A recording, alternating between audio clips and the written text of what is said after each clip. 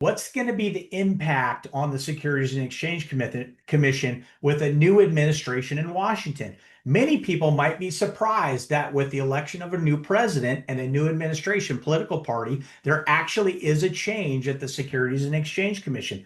The commissioners of the Securities and Exchange Commission, and there's five typically, those are political appointees, and typically there are three in the predominant party that's in power and three in the minority party. So in this case, under the Trump administration, you can expect to have three Republican commissioners and two Democrat commissioners. And so what we've seen under the last administration, the Securities and Exchange Commission had been cracking down hard on private offerings and looking at a pro-enforcement strategy. But in 2025, we're starting to see the possibility of a different story, meaning enforcement is shifting. What does that mean for you if you're out there and you're thinking about buying an asset, raising money from passive investors in order to essentially acquire that asset? Well, here are some key points that you need to think about for 2025.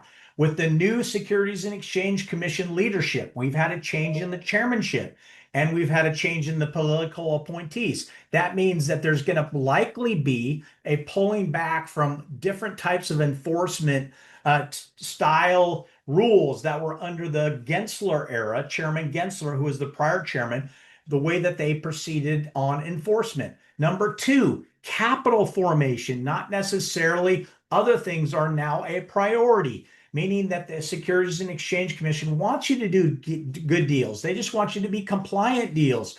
Because remember, good deals for that are done are actually good for the U.S. economy. That's good for syndicators, sponsors, operators looking to raise capital.